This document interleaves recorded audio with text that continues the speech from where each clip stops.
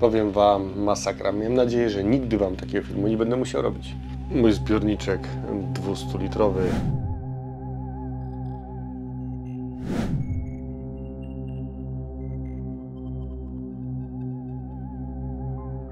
Długo mnie nie było. Dzisiaj wygląda jeszcze w miarę, ale przyjechałem po 7-tygodniowej nieobecności, to zastałem, no masakra była w środku. Tutaj taka smuga się unosiła.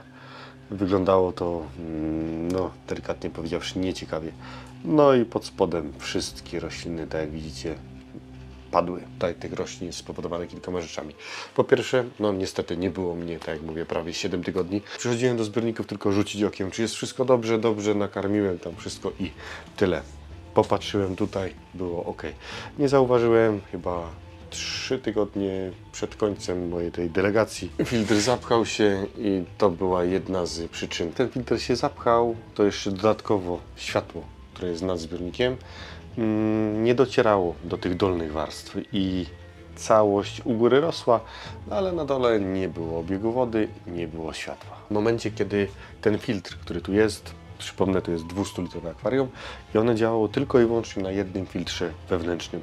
Filtr niestety się zapchał. Gąbka, wyjąłem ją w chwili obecnej. Wczoraj jak przyszedłem, tak miałem trochę więcej czasu, żeby przysiąść i zobaczyć te zbiorniki. Jak zobaczyłem właśnie to się złapałem za głowę. Nie miałem nawet siły nagrywać czegokolwiek. Wyjąłem tą gąbkę, jak wyjąłem tą gąbkę, no to jest już dużo lepiej, no bo obieg wody już wygląda dobrze, już woda się zrobiła przejrzysta, nie jest taki żur, nie jest taki muł. I dobra, no filtracja, powiedzmy, było bez filtracji, no ale są też inne moje zbiorniki, które mamy tam. One przecież też są bez filtracji i cały czas dobrze funkcjonują. Tylko tu jest taki problem, że to są małe zbiorniki i mają nad sobą bardzo dużą ilość światła. Ta duża ilość światła wystarcza na to, żeby te rośliny funkcjonowały, żeby one żyły. Góra nie jest zarośnięta. Nad tym 200-litrowym zbiornikiem co prawda jest mocne oświetlenie, bo mam 60 W. Problem jest taki, że było tutaj masakrycznie dużo roślin takich, wiecie, wrzuciłem, żeby się ustabilizował. Wrzuciłem rośliny te szybko rosnące. Niestety no, nie było mnie w tym okresie stabilizacji i te rośliny przejęły zbiornik. Tutaj całość była mocno zarośnięta. Ja wczoraj wyrzuciłem też sporą część tego rogatka. Zresztą widzicie jeszcze on tutaj jeszcze jest. Tu jeszcze tego sporo siedzi. Muszę dzisiaj zrobić z tym porządek.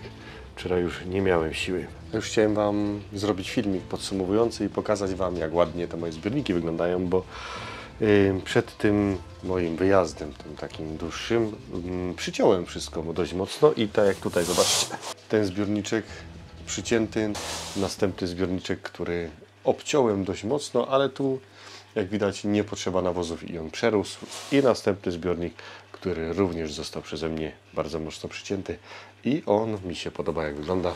Nie ma dużych wymagań, to co jest w środku nie ma dużych wymagań i jak widzicie on powolutku sobie ładnie odrasta. Przyciąłem wszystko praktycznie równo z ziemią. Szybkie spojrzenie, krewetkarium do przebudowy, ten zbiorniczek z jaskinią zlikwidowany. Jaskinia idzie do aut. Tu zbiornik z cegłami. Wszystko wyrywałem przed wyjazdem, żeby ryby miały troszeczkę więcej i jest do mocnej przebudowy albo do likwidacji.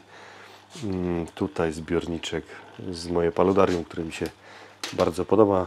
Leżą tutaj rośliny z tego zbiornika i już powolutku zaczyna się z nimi problem pojawiać. Następny zbiornik, no przerośnięty strasznie. Muszę go wziąć, ogarnąć, bo za niedługo obawiam się, że będzie to samo co w tamtym, ale jestem zadowolony, bo mimo tego, że mnie nie było tak długo, zobaczcie, fajnie tutaj większość tych roślin wygląda. Bez nawozów, jedynie dwutlenek węgla, no bo dwutlenek węgla chodził.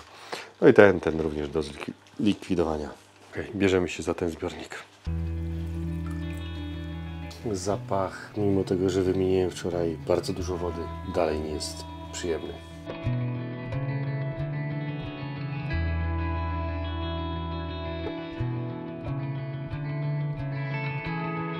No, trochę tego zielska wyszło.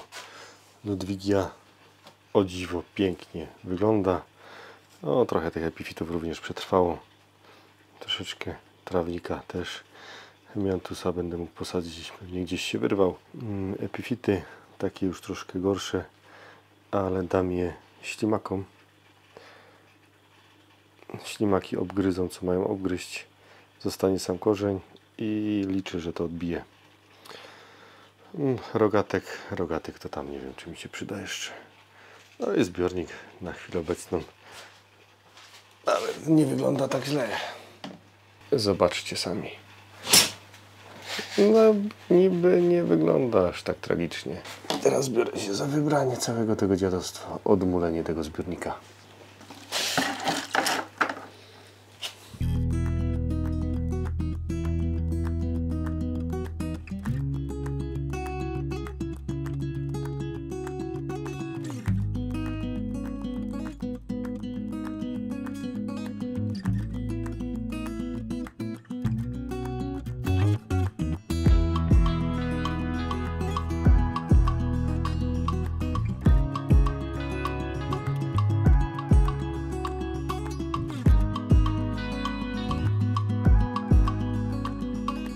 Dwa tygodnie od tej awarii i zbiornik zaczyna wracać na nogi. Troszeczkę zacząłem tutaj dawkować nawozy. Pilnuję tego, żeby górna część nie była zasłonięta. I już po tych 2 tygodniach, mimo tego, że pamiętacie, jak mocno wszystko wyciąłem, przydałaby się kolejna przycinka. W akwarium dodatkowo wymieniłem filtrację. Filtrację wymieniłem, szkoda, że tak późno, bo gdybym to zrobił wcześniej, to zapobiegłbym na pewno tym problemom i tym stratom, do których tutaj doszło.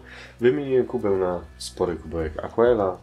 Teraz myślę, że już sytuacja taka jak wcześniej nie będzie miała miejsca, bo ten kubeł raczej ciężko będzie tutaj miał się zapchać i on jest bez problemu sobie poradzi z tym zbiorniczkiem. Jakby nie popatrzeć, filtracja jest bardzo ważna i niektórzy mówią, że filtr to jest takie serce zbiornika.